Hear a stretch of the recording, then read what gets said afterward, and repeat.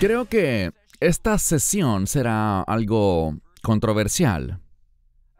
Creo que la mayoría de las personas, al menos al principio, no estarán de acuerdo con el punto principal. Pero debemos ver lo que dice la Escritura y basar nuestras creencias y nuestras doctrinas en la revelación de Dios y no necesariamente en lo que tiene sentido para mí. Muchas veces me encuentro con un pasaje y tengo una fuerte convicción sobre él, pero a través de la oración, a través del consejo de otros creyentes, he visto cómo, al principio, estaba lejos de lo que Dios allí revela. Toma tu Biblia y ve conmigo al libro de Apocalipsis, capítulo 17. Ya hemos hablado sobre esa bestia. Y mencioné que hay dos bestias, al menos en Apocalipsis 13. Está la primera bestia que representa al imperio del anticristo, y luego la segunda bestia, que es, de hecho, el anticristo mismo.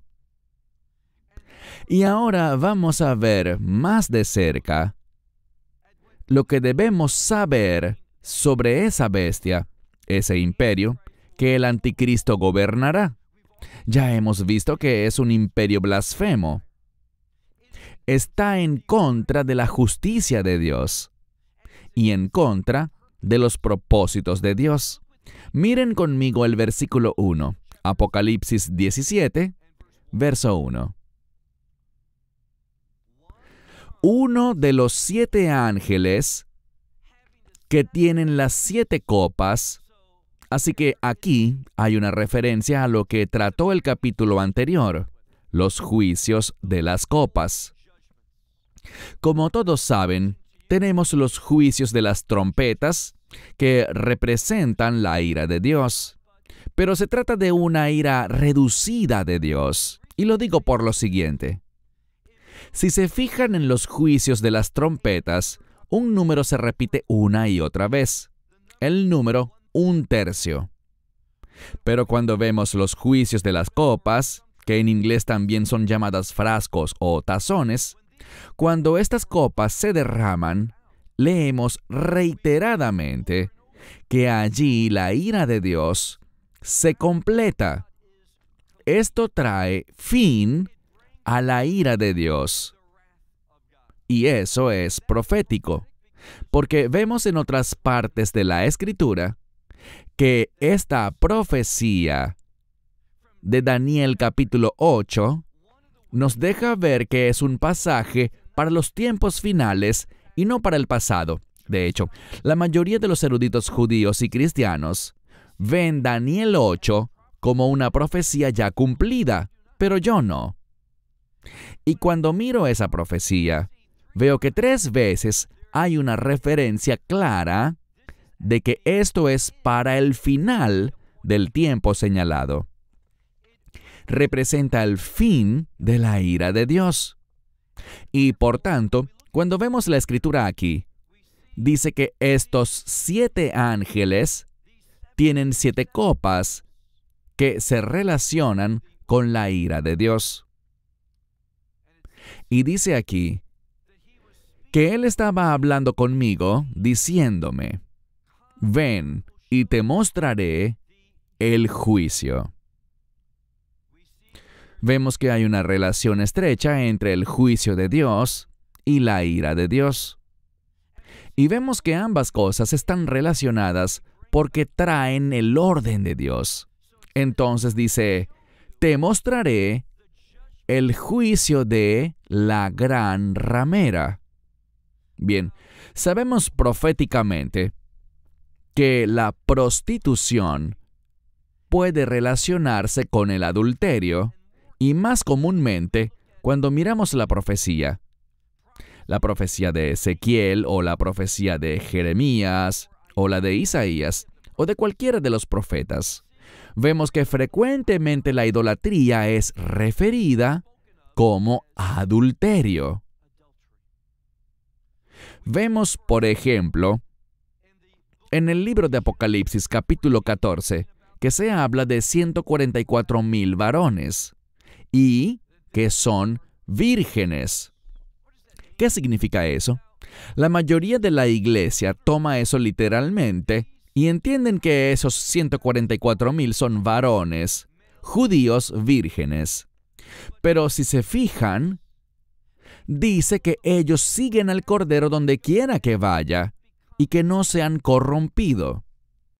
Yo argumentaría que este término vírgenes se refiere a ser fieles a la verdad de Dios. Y creo que puedo darles una prueba de eso. Dice que no se han contaminado con mujer. Bueno, seamos bíblicos. Dentro del pacto del matrimonio, estar con tu esposa no te contamina. No está hablando de virginidad en ese sentido, sino del hecho de que han sido puros respecto a la voluntad de Dios, a las reglas de Dios, a las instrucciones de Dios. Aquí esta gran ramera nos habla de aquello que representa, inicialmente, al imperio del anticristo, que es la idolatría. Un espíritu que te mueve a hacer lo que tú crees que es lo mejor, lo que tú deseas. Así que Dios va a traer juicios sobre esta ramera, y noten lo que dice: la que se sienta sobre muchas aguas. Si eres un buen estudiante de este libro de Apocalipsis, sabrás que muchas aguas es un término coloquial para muchas personas. De hecho, el libro de Apocalipsis nos lo dice claramente. Vamos a ver en los últimos días que esta ramera, este deseo de hacer mi voluntad, de hacer lo que yo quiero hacer, ese espíritu de idolatría, será el que gobernará en la mayoría de las personas. Cuando analizamos la situación actual, aquí en Occidente, para muchos la idolatría es un tema del pasado. Pero vayan a Bangkok, vayan a Camboya, vayan a algunos de esos lugares en Asia y verán literalmente a personas que tienen santuarios en pleno centro de Bangkok o afuera de un centro comercial, donde las personas llevan ofrendas y adoran ídolos. Es algo común y aceptado. Todo eso está arraigado en lo mismo. ¿Por qué estas personas, que generalmente son muy pobres, hacen esas ofrendas? Porque creen que ese ídolo, en ese santuario, si le ofrendan algo, les darán lo que piden. Y vemos en nuestra sociedad el mismo espíritu de idolatría, el espíritu de quiero lo que yo quiero. Y cualquier cosa que vaya en mi contra, si la sociedad no me afirma constantemente, si tú no me afirmas y me apoyas, eres un tóxico y te quiero fuera de mi vida. Ese es el espíritu de idolatría. Te pone a ti en primer lugar, hace que tus deseos y tus objetivos se conviertan en tu búsqueda espiritual, pero es una búsqueda espiritual de maldad. Así que esta gran ramera se sienta sobre muchas aguas. Versículo 2. Y con ella, los reyes de la tierra. Bien, podemos entender a los reyes como los gobernantes de la tierra. Aquellos que tienen autoridad o un puesto de autoridad. Dice que los reyes de la tierra, con ella, se prostituyeron. Y noten que dice, los que habitan en la tierra, una y otra vez. Hemos visto esto en varios lugares de Apocalipsis. Hemos visto repetirse bastante esta expresión. Aquellos que habitan en la tierra. Y no se trata solo de personas que están vivas en la tierra. Como dije en la sesión anterior, y como aludí hoy de nuevo, es un término técnico en el libro de Apocalipsis que se refiere a aquellos que están comprometidos con este mundo, en contra del reino de Dios y que han adoptado la idolatría que esta gran ramera ofrece. Seguimos leyendo. Los reyes de la tierra se han prostituido con ella, y los que habitan en la tierra se han embriagado con el vino de su fornicación. Y noten lo que dice Juan. Miren el verso 3. Y fui llevado o transportado hacia, y esto es importante, él fue llevado hacia el desierto, en el Espíritu. Recuerden lo que hablamos sobre el desierto. Cada vez que aparece esa palabra, que en tu Biblia se traduce como desierto, o cuando haya una referencia de alguien que entra al desierto, el mensaje es simple: ¿qué hay en un desierto? El término equivalente en hebreo es Ba-Midbar, en el desierto. Si buscas la palabra Midbar en un diccionario hebreo, dirá un lugar vacío, un lugar donde no hay provisión. No hay nada para el sustento de la vida. ¿Recuerdan que aquella mujer que representa a Israel fue llevada al desierto? Eso fue porque Dios provee. Dios se muestra fiel en esa experiencia en el desierto. E Israel fue sustentada 40 años en el desierto de manera sobrenatural. Dios se reveló a ellos allí. Y lo que esto nos comunica es que hasta que realmente tú y yo nos hagamos dependientes de Dios, hasta que confiemos en Él completamente, no podremos percibir esta visión. No entenderemos a los actores clave, a los protagonistas de los que habla esta profecía. Versículo 3. Y me llevó al desierto en el Espíritu, y vi a la mujer sentada, esta mujer es la ramera, sentada sobre una bestia escarlata, llena, como ya se ha discutido, llena de nombres blasfemos. De nuevo, esta bestia sobre la que esta mujer, la ramera, está sentada, esta bestia representa el imperio del anticristo y está llena. Su característica principal es que tiene un carácter blasfemo, y una vez más se nos dice que tiene 7 cabezas y 10 cuernos.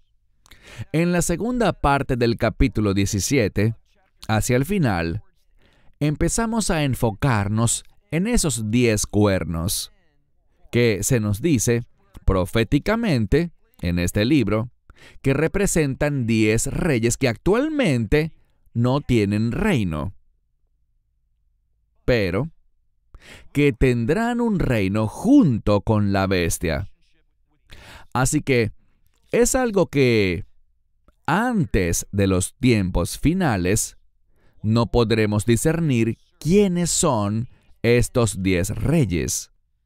Para nuestro propósito en esta sesión, no nos vamos a centrar en los 10 reyes, en esos 10 cuernos, sino que nos enfocaremos en las 7 cabezas, porque este es el énfasis del capítulo 17.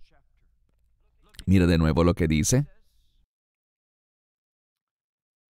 Habla de esta bestia que tiene nombres blasfemos, en plural, con 7 cabezas y 10 cuernos. Verso 4. Y la mujer estaba vestida de púrpura y escarlata. Bien, si conoces bien el libro de Éxodo, sabrás que estos son colores y materiales relacionados con el tabernáculo. Están relacionados con la adoración. Son de naturaleza espiritual. Dios usa tanto la escarlata, y usa cosas como la púrpura, argamán en hebreo, usa eso en su santuario para sus servicios de adoración. Lo que vemos aquí es esto. Muchas personas hoy en día no están interesadas en la adoración. Pero todos en este planeta serán obligados a adorar. Eso es seguro. La única pregunta es, ¿a quién vas a adorar? Y vamos a ver que bíblicamente, según el libro de Apocalipsis, hay dos posibilidades. O bien adorarás a Cristo, el Hijo del Dios viviente, o al Anticristo. No hay posiciones intermedias. Todos adorarán a uno de estos dos. O vas a adorar al Rey del reino de Dios, o vas a adorar a este que es un falso rey, que quiere establecer su reino, pero que fracasará. Y ya vimos eso en Apocalipsis 13. Porque en Apocalipsis 13, recuerden que hablamos de que todos tendrán que hacer una imagen de esa bestia y jurar lealtad a esa bestia, a ese imperio. Si no lo haces, esa imagen que cobrará vida también te matará. Así que todo el mundo adorará.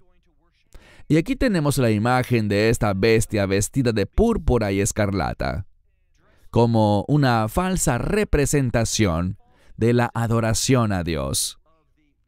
Y dice que estaba adornada con oro, con piedras preciosas y con perlas. También tenía una copa de oro en su mano.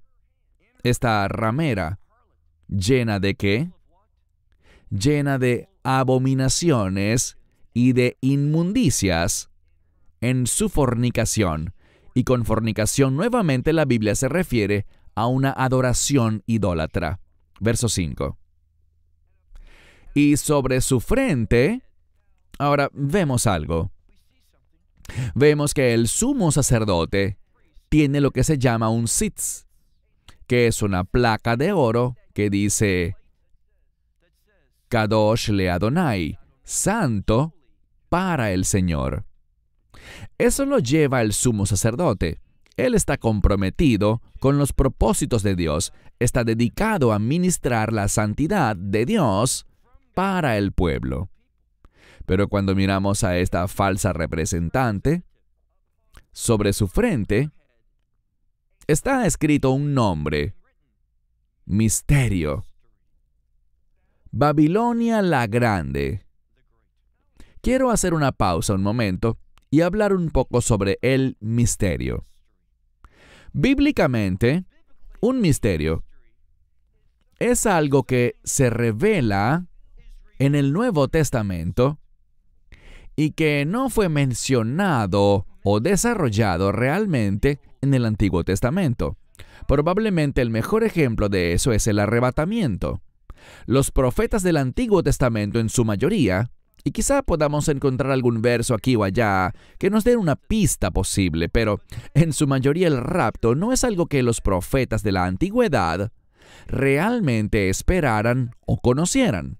Por eso Pablo lo llama en 1 Corintios 15 un misterio.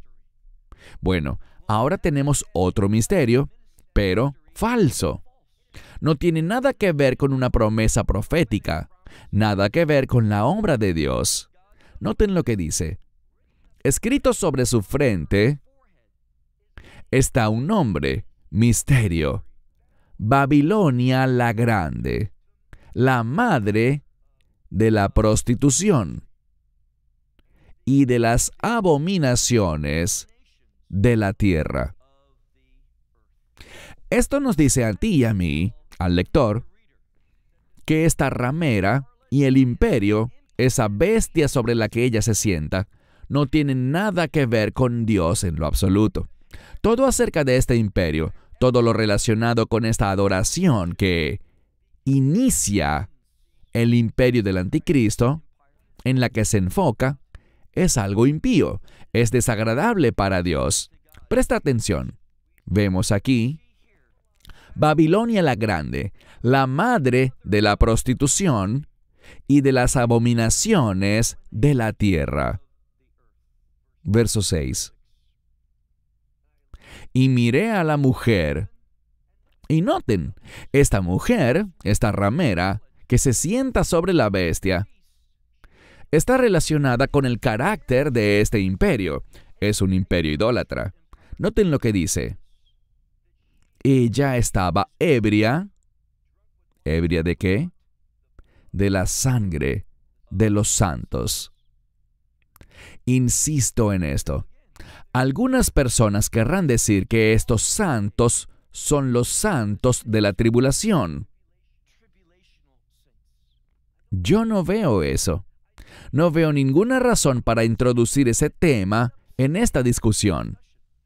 Lo que vemos aquí es que se menciona a Babilonia, y Babilonia históricamente representa al enemigo del pueblo de Dios. Babilonia impuso, no de manera permanente, pero sí de manera temporal, un fin a la adoración. Un grandioso salmo que te animo a leer cuando puedas es el Salmo 137. Hay un versículo clave en ese salmo, el cual hace una pregunta. ¿Cómo cantaremos la canción del Señor en tierra extraña? ¿Y sabes cuál es la respuesta? No se puede. Cuando no estás en la voluntad del Señor, es imposible adorarlo. Adoramos a Dios cuando estamos donde Él quiere que estemos. Cuando estamos en su voluntad, podemos experimentarlo, pero en desobediencia no podemos. Este es el problema con el judaísmo. El judaísmo ha reconstruido su religión para intentar adorar a Dios en tierra extranjera. Perdieron la visión. Verán, Dios hizo una promesa. ¿Cuál promesa? El cautiverio babilónico, ¿cuánto duró? 70 años. El número 7 habla de propósito. Así que con 70 años lo que Dios estaba diciendo es esto. Voy a llevarlos al cautiverio. Van a experimentar este exilio babilónico durante 70 años. ¿Por qué? Porque hay un propósito detrás de eso. Hay una razón para ello. Y ese cambio es lo que Él quería provocar. Ese era su propósito, que el pueblo debía cambiar con el fin de recuperar su relación de pacto. Cuando Dios trajo a los babilonios a la tierra, y ellos comenzaron a destruir las ciudades de Judá, posteriormente sitiaron Jerusalén, y finalmente destruyeron el templo, dejando la ciudad en ruinas, eso marcó un fin. Cuando vemos aquí, descubrimos que este imperio maligno del anticristo es llamado Misterio Babilonia. ¿Por qué? Porque de esto se trata este imperio de los últimos días. Quiere hacer lo que Babilonia no pudo hacer hace 2500 años, y es traer un fin al pueblo del pacto.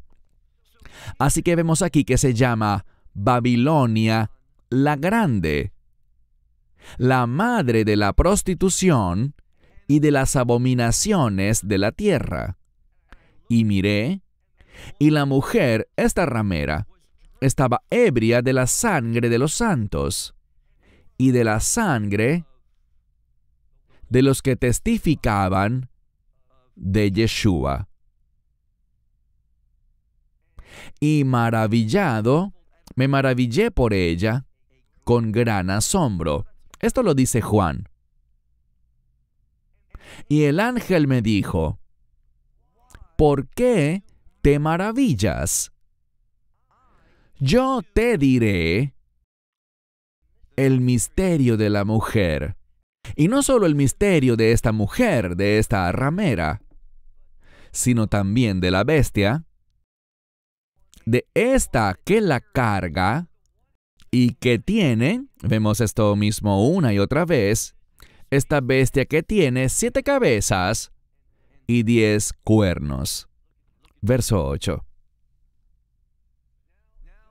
En este momento Juan, al recibir esta visión, nos revelará algo de máxima importancia.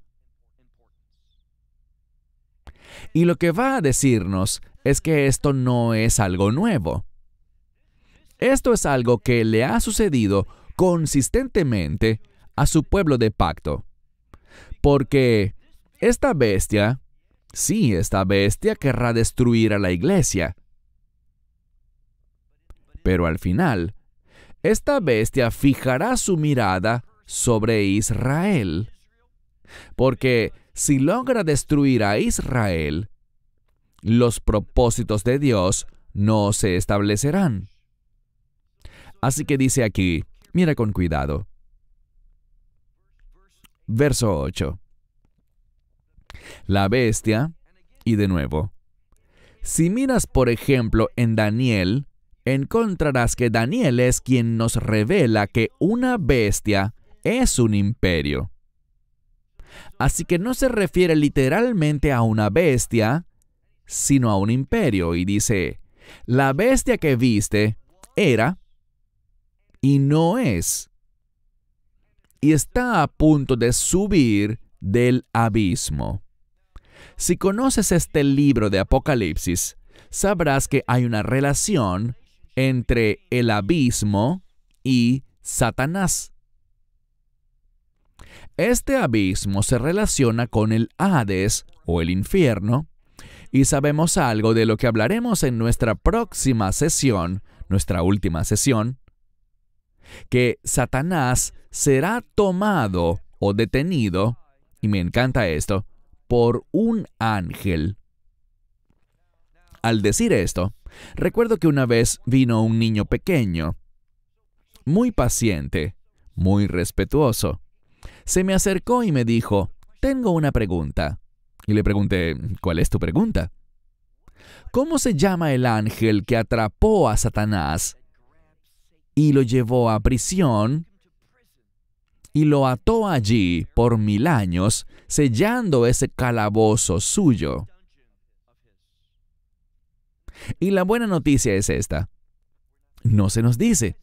¿Por qué es buena noticia? Porque si yo estuviera escribiendo este libro, yo escogería a Miguel, al arcángel. Por cierto, hay solo un arcángel. Así que él sería una buena opción. O quizás, ¿cuál otro sería un buen ángel? Gabriel. Su nombre significa fuerza. Seguramente él podría hacerlo. Pero eso no es lo que leemos. Todo lo que se nos dice es que fue un ángel. No uno específico. No uno súper especial. La falta de ese artículo definido allí implica que cualquier ángel pudo hacerlo. Y lo que deberíamos extraer de esto es algo muy profundo, y es lo siguiente. La razón por la que cualquier ángel puede hacer este trabajo es porque Satanás ha sido derrotado. No se necesita un ángel sobrenatural, el gran arcángel Miguel o el ángel Gabriel. Cualquier ángel puede derrotar, atar y ejercer poder y autoridad sobre el diablo. Así que aquí, cuando vemos el texto, dice, la bestia que era y no es, está a punto de subir del abismo. Eso nos dice su origen. Esa bestia viene del infierno. De ninguna manera está conectada con Dios, y lo sabemos. Pero noten algo más.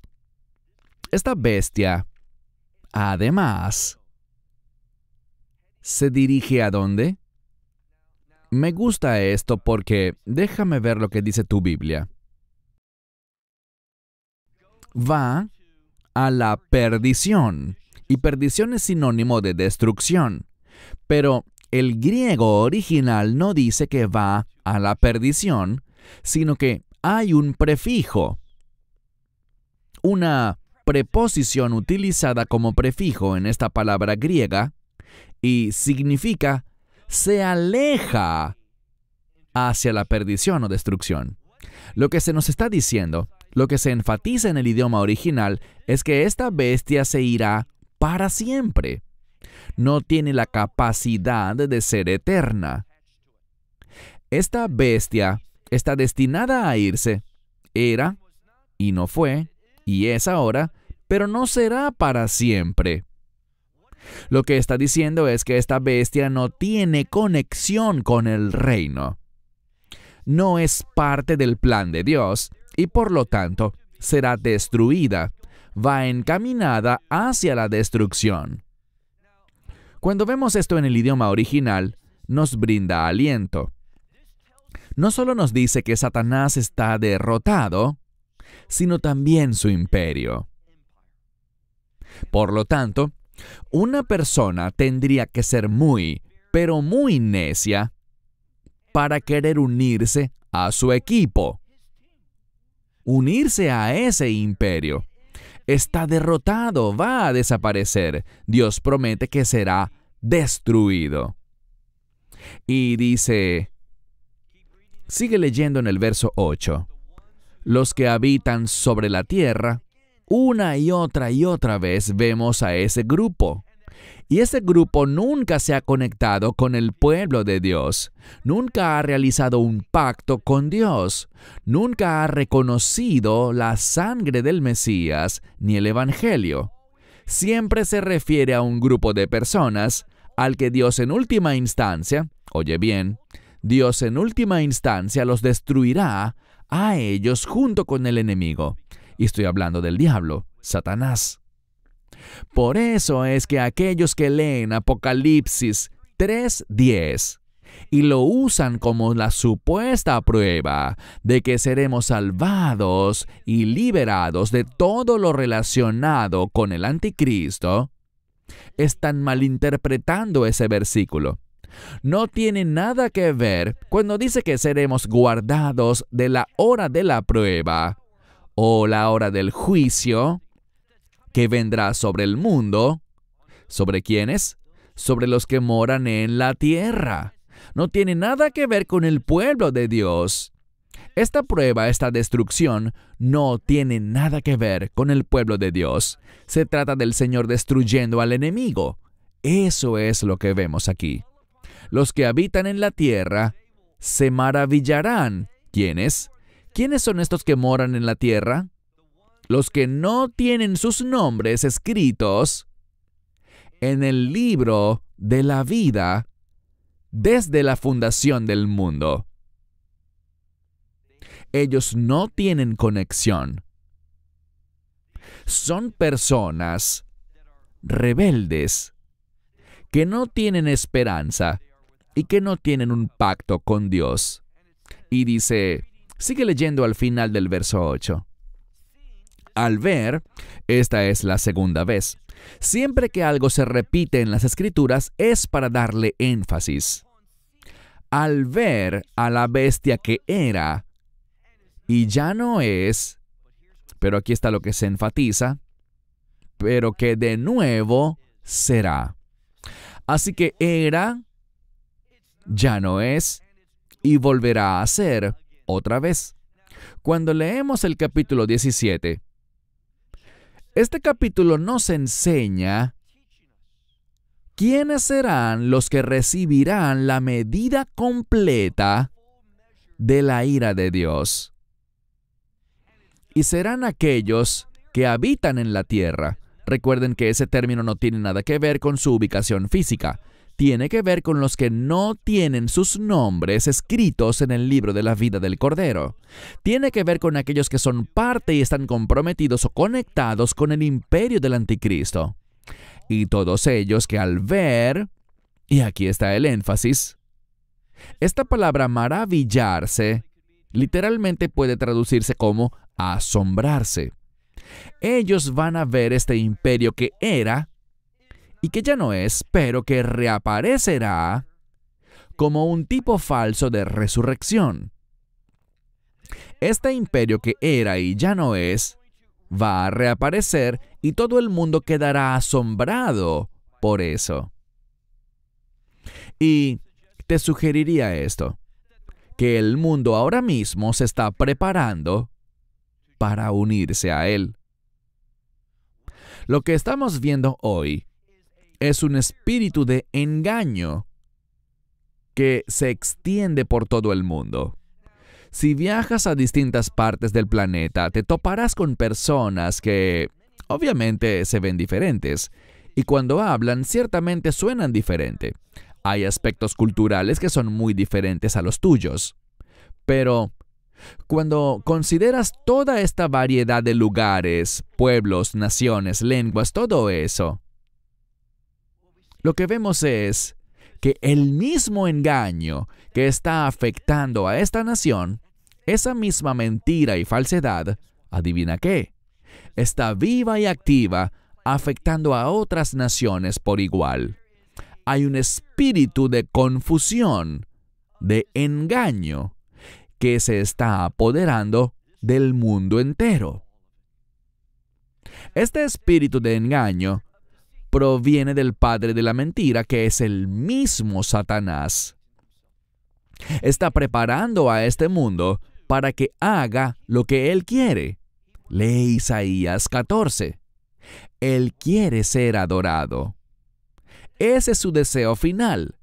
Él quiere que lo adoren a él y no a Dios, no al Dios de Israel. Entonces, aquellos que pertenecen a este mundo, los que habitan en la tierra, cuyos nombres no han sido escritos en el libro de la vida, ellos se asombrarán cuando este imperio reaparezca. Pasemos al verso 9. El verso 9 te habla a ti. El verso 9 es un versículo de transición que quiere revelarnos lo que debemos entender para ser hallados fieles. Lo que debemos entender proféticamente sobre estos tiempos para que no seamos engañados, no estemos confundidos y no tomemos decisiones necias, sino decisiones sabias. Decisiones sabias que demuestren discernimiento, que estamos tomando decisiones basados en, oye bien, basados en la revelación de Dios, en su verdad y su instrucción. Verso 9. Aquí, esta palabra está enfatizada, aquí está la mente que tiene sabiduría. Y nos dice lo que debemos entender. Las 7 cabezas son 7 montañas sobre las cuales se sienta la mujer. Así que ahora tenemos un lugar que tiene 7 montañas, y montaña en griego también puede referirse a una colina. Tenemos este lugar. Y al seguir leyendo, se nos da un conjunto más específico de instrucciones. Porque dice, mira el versículo 10. No solo son 7 montañas, sino que también hay 7 reyes. Y recuerden el principio que aprendimos. No existe rey sin reino. Nos dice aquí que hay 7 montañas. ¿Saben lo que es una montaña proféticamente, no es así? Les daré un ejemplo y volveremos a este versículo en nuestra última sesión.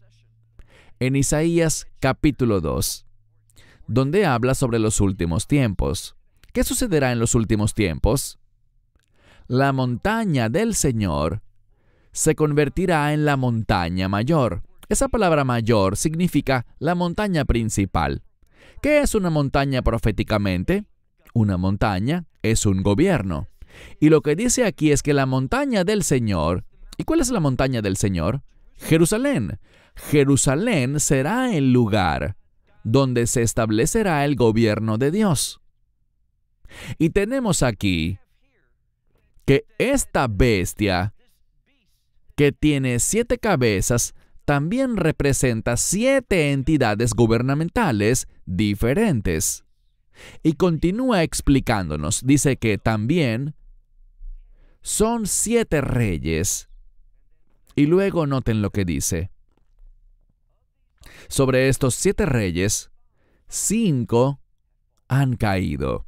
Es decir, son del pasado. Y podemos ser muy específicos, esta no es mi interpretación. Si lees prácticamente a cualquier comentarista sobre el libro de Apocalipsis para este pasaje, hay un gran acuerdo entre todos en que, al hablar de esos 5 imperios, esos 5 gobiernos que han caído ya, ¿cuáles son? Egipto, Asiria, Babilonia. El cuarto son los medos y los persas. Y el quinto es el imperio griego. Así que Egipto, Asiria, Babilonia, los medos y los persas, y el imperio griego es el quinto. Para los días de Juan, todos ellos ya eran historia. Llegaron y gobernaron sobre gran parte del mundo y tenían algo en común. Egipto, Asiria, Babilonia, los medopersas y los griegos, ¿qué tenían en común? Todos persiguieron a Israel. Esto es lo que debería destacarse. Cuando hablamos de estos 5 imperios, en general fueron enemigos de Israel. Estoy consciente que hubo un Ciro y hubo momentos en los que los persas nos trataron bien. Pero recuerden algo, todos citan a Ciro, pero ¿qué hay del rey Asuero durante los días de Mardoqueo y Esther? Él también era persa. ¿Y qué quería hacer su gobierno? Exterminar al pueblo judío. Lean el libro de Esther.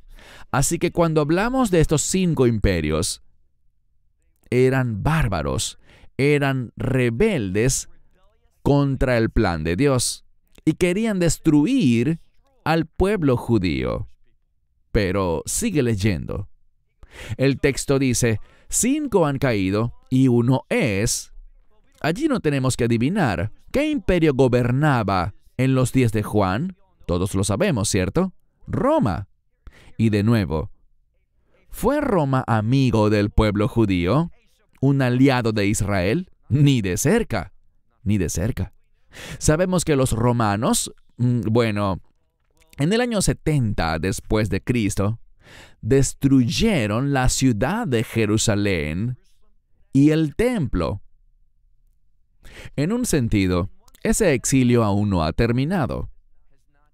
Tal vez digas, pero hoy existe una nación de Israel y es verdad, y el pueblo ha regresado, también es verdad, pero todavía no existe el templo.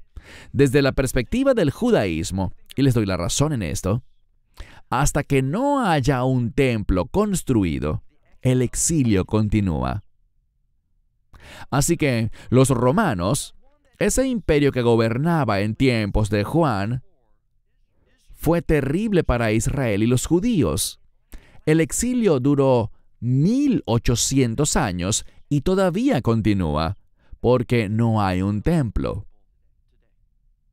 Pero se pone más interesante, porque si seguimos leyendo, dice, y el otro vendrá. Y cuando venga, por un poco de tiempo, es necesario que permanezca. Ahora, ¿qué imperio podría ser este? ¿Qué número es? Es el 7º. Ahora mismo estamos hablando del 7º, porque 5 han caído, 1 es, que fue el 6º, y ahora estamos tratando con el 7º. Recuerden eso. Se nos da más información. Cuando miramos a Egipto como imperio, Egipto permaneció por siglos. Asiria, muchas personas no saben mucho de Asiria, pero Asiria fue quizás el imperio más fuerte en la historia. Ciertamente, tuvo el territorio más extenso de cualquier imperio. Asiria fue poderoso. De hecho, el reino del norte, conocido como Israel, fue llevado cautivo por Asiria. Y por cierto, ese exilio tampoco ha terminado. El pueblo que fue llevado por los asirios jamás regresó, en su mayoría. Por eso leemos en el libro de Ezequiel que solo será a través de la obra del Mesías que estos exiliados volverán a la tierra desde el exilio asirio. Esos dos palos, Judá y Efraín, Dios a través del Mesías los unirá y restablecerá su reino, el reino del Mesías. Pero noten lo que dice. Pero el otro, cuando venga, permanecerá, y noten esta palabra, es necesario que permanezca por poco tiempo. La versión King James en inglés dice, Él debe permanecer, pero es una palabra griega de gran importancia. Dios está diciendo que es absolutamente parte de su plan. Es algo que debe ocurrir, que este imperio solo permanezca por un corto tiempo. La palabra griega significa muy poco. Cuando pensamos en este séptimo imperio, ¿cuál podría ser? Bueno, si miramos sus predecesores, todos persiguieron a Israel. Y mi pregunta para ti es esta. ¿Bajo qué imperio se mató a la mayor cantidad de personas judías? Alemania. 6 millones. Y ese imperio, comparado con todos los demás que hemos mencionado, el imperio nazi fue muy breve. Yo no estoy sugiriendo que tenga que haber una especie de resurrección de la Alemania nazi.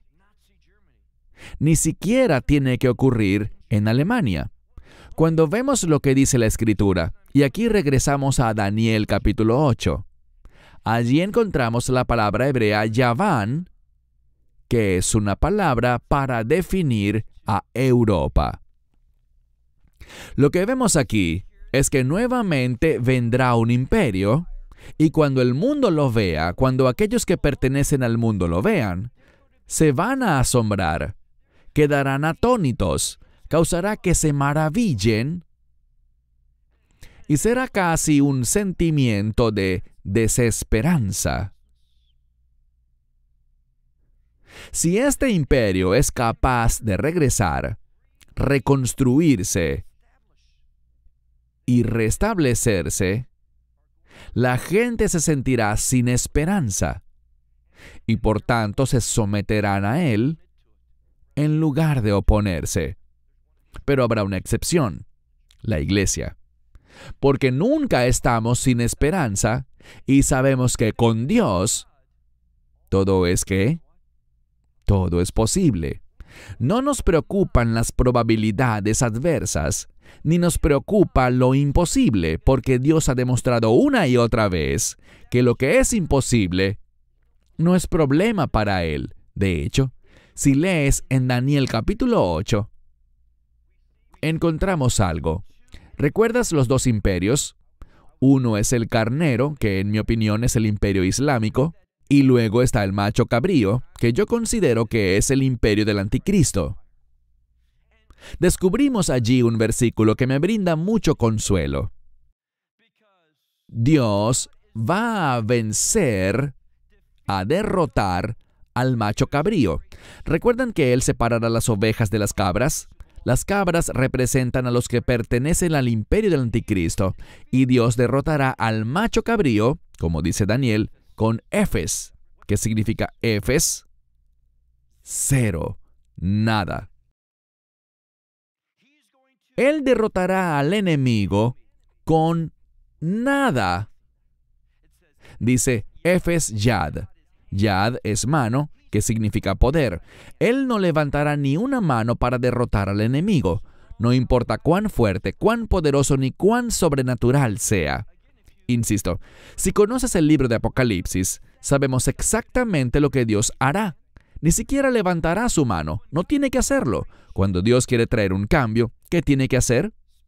Hablar. La Biblia se refiere a la espada que sale de su boca. Dios solo tiene que decir algo para que suceda. Dios no tiene ningún problema en producir la destrucción del enemigo. Solo tiene que decirlo y sucede. No debemos tener angustia. No debemos tener afán. ¿Sabes qué debemos tener? Fe. Debemos adorar. Debemos estar informados bíblicamente para que podamos esperar lo que Dios dice que Él hará. Así que leemos que cuando esta bestia venga, esta que era y ya no es, y que también, aquí hay algo importante, miren, Él es también lo que dijo el amigo de la audiencia. Esta que fue la séptima es también la octava. No hay solo 7, hay 8. Y existe una estrecha relación entre la séptima y la octava. Bueno, quiero preguntarte lo siguiente. ¿No creerías tú que el mayor perseguidor del pueblo judío, ese imperio que fue responsable de la muerte de 6 millones de judíos y que además aproximadamente causó la muerte de 80 millones más en todo el planeta, tiene importancia profética? Yo sí lo creo. Y además, cuando vemos que la Alemania nazi solo estuvo presente por un breve periodo de tiempo, esto encaja con las credenciales. Fue un imperio perseguidor, pero no permaneció por mucho tiempo. Y para mí, cuando miro el mundo actual, y seamos más específicos, cuando miro el país en el que estamos ahora, Estados Unidos, observo que el antisemitismo está explotando. Percibo un gran odio contra Israel y el pueblo judío, que está allí afuera, es visible, es frontal, en todo este país y en el mundo entero. La mayoría de ustedes sabe que hoy temprano en la mañana, en horario israelí, las fuerzas de defensa de Israel rescataron a 4 rehenes. Y es interesante. El presidente de Colombia, y no me refiero a la Universidad de Columbia, sino a la nación de Colombia en Sudamérica, ese país, que le suministraba carbón a Israel, ya no lo hará más, debido a esa operación que tuvo lugar. ¿Eso tiene sentido para ti? Hubo una operación militar que salvó a 4 ciudadanos judíos que se encontraban secuestrados. Pero ahora el presidente, y pueden verlo en las noticias, el presidente de la República de Colombia quiere castigar a Israel por realizar esa operación militar. ¿Por qué? Porque él apoya el mal, porque no quiere la voluntad de Dios.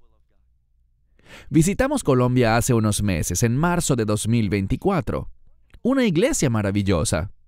Conocimos gente estupenda, gente comprometida con Dios, creyentes en el Mesías, gente que ama a Israel y ora por su pueblo. Pero cuando miras su gobierno, están muy lejos de eso. Un pequeño ejemplo. Fuimos recibidos por una iglesia cuyo pastor tiene 83 años de edad y nunca ha recibido un centavo por su servicio. Imagina eso. ¿Sabes cómo yo llamo eso? Compromiso. 83 años de edad. ¿Y sabes en qué está entrenando a sus discípulos, a sus miembros? En cómo celebrar servicios de la iglesia en casa. Él tiene un edificio maravilloso. Pero nos dijo, ¿saben de qué estoy convencido? De que a medida que nos acerquemos a los últimos tiempos, y siempre que nos levantemos a defender la verdad, estoy convencido de que el gobierno nos quitará nuestro edificio. Por eso estoy entrenando a las personas para que adoren a Dios, para que sean la iglesia, no en un edificio, sino entre ellos mismos, en sus casas. Creo que eso es muy, pero muy profético. Debemos tener esa perspectiva profética. Debemos entender lo que está pasando en el mundo. Estamos viviendo tiempos muy significativos. Las cosas están cambiando y están cambiando rápidamente. Tenemos el lente profético necesario para discernir lo que está pasando y hacia dónde nos dirigimos. Leemos aquí en el verso 11. Y la bestia que era y no es, también es la octava. Y noten esto. Y de los 7. Algunos interpretan la frase de los 7 como una referencia al séptimo imperio, o podría significar simplemente que viene de los 7, es decir, que hay una consistencia aquí entre estos imperios que persiguieron a Israel, que se opusieron a los propósitos y planes de Dios, pero hay buenas noticias. Dice, y a la perdición, eso es destrucción, y tenemos esa misma palabra, Él se aleja. Esto habla de su futilidad, que no hay nada eterno en este imperio. Está derrotado y no tiene futuro. Y hay algo que necesitamos entender. Al ser testigos de los cambios que vienen, les diré algo. Estuvimos hablando entre nosotros en nuestro centro de estudios hace unas semanas en Israel. Y hablamos de estos últimos 5 años. Desde 2019 al 2024. Estos 5 años. ¿Ha cambiado el mundo más de lo que se hubiesen imaginado en estos últimos 5 años? Yo creo que sí. Y creo que cambiará aún más en los próximos 5 años. Lo que se ha soltado en este mundo en los últimos años no va simplemente a desaparecer, sino que va a crecer y vamos a ver oposición a esta iglesia local y a cualquier iglesia de la que seas parte. El enemigo odia la adoración. El enemigo odia la verdad. Eso está en la esencia de esta bestia, de este imperio. Mas él se aleja hacia la destrucción. Y para ir cerrando el mensaje diré lo siguiente. Mi esperanza es que tú no seas ingenuo. No pienses, yo no estaré aquí, ya habré sido arrebatado. ¿Sabes cuál es tu llamado? A compartir tu testimonio. Has sido llamado a ser un testigo. Has sido llamado a levantarte por la verdad y a sufrir por ello.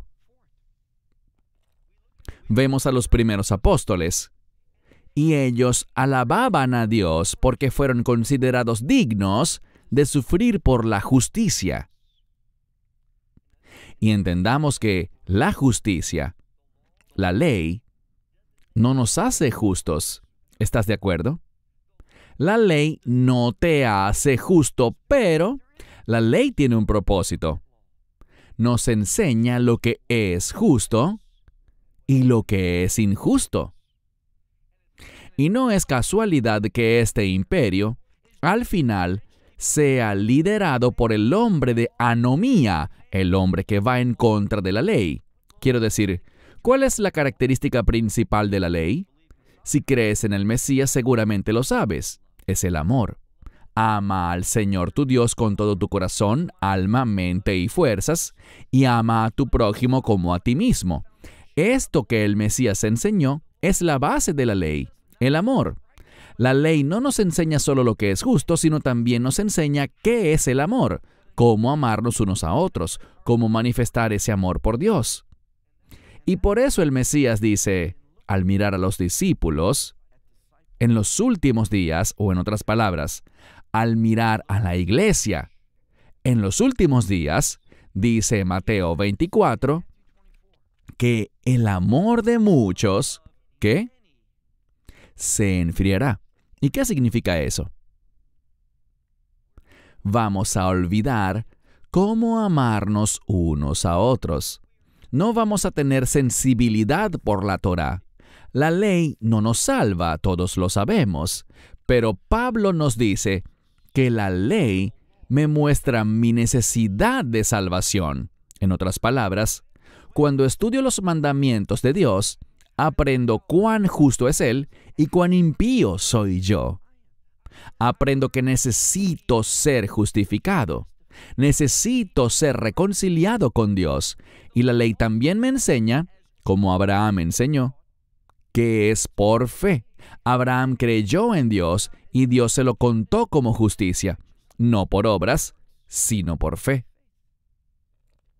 Así que, si no estamos comprometidos con la verdad de la ley de Dios, no vamos a tener el lente para discernir.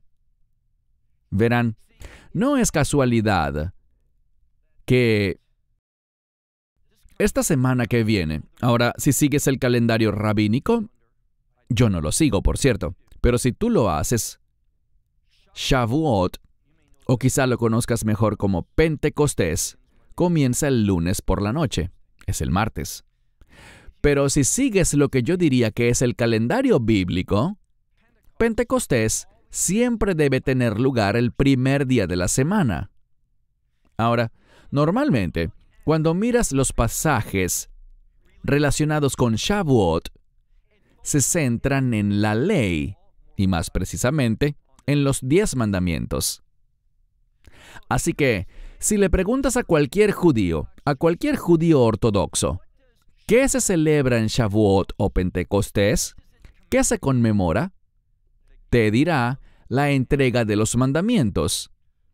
Pero si preguntas, y déjame hacerlo así, si te pregunto a ti, ¿qué conmemora Pentecostés?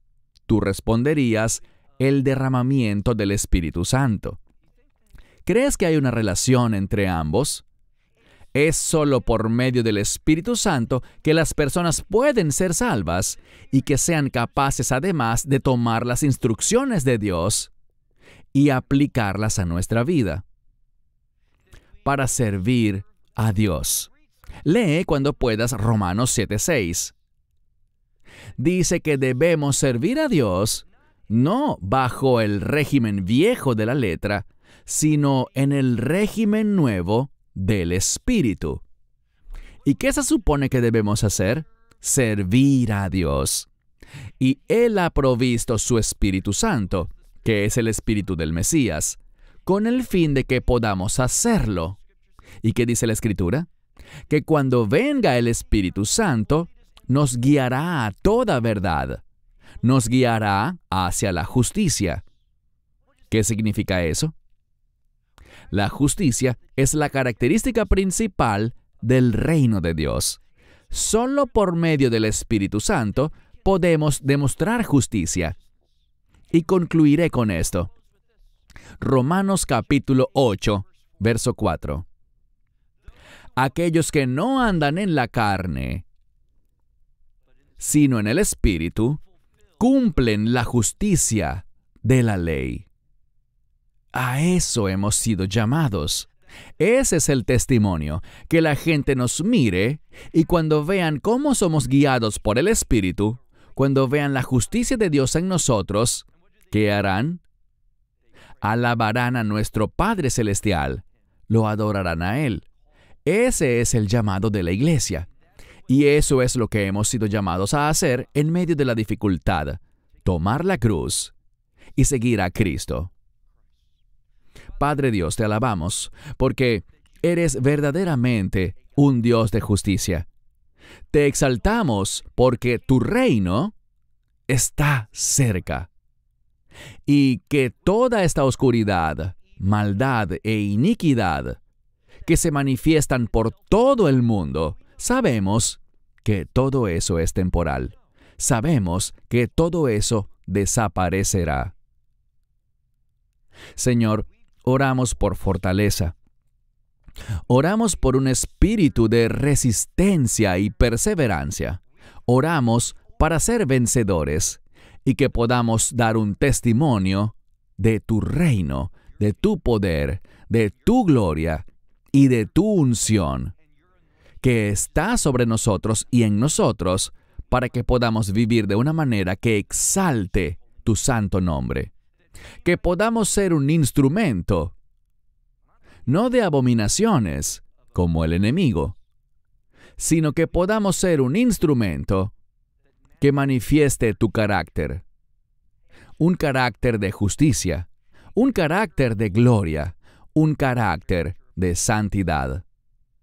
Que podamos manifestarlo al mundo entero, para que ellos tengan esperanza en el único que puede dar esperanza eterna y cumplirla. Oramos en el nombre de Yeshua HaMashiach, Jesucristo. Amén. Amén. Esperamos que te hayas edificado con el mensaje de hoy y lo compartas con otros. Te invitamos a seguir nuestros estudios cada semana por este canal y por el portal de YouTube de Amarás a Israel. También puedes descargar nuestra aplicación móvil gratuita, Mi Estudio Bíblico. Finalmente, para obtener más información sobre nosotros, visita nuestra web amarasaisrael.org, donde encontrarás otras conferencias de Baruch en audio, video y texto. Hasta el próximo programa. Que el Señor te bendiga en Yeshua HaMashiach, Jesús el Mesías, mientras caminas con Él. Shalom desde Israel.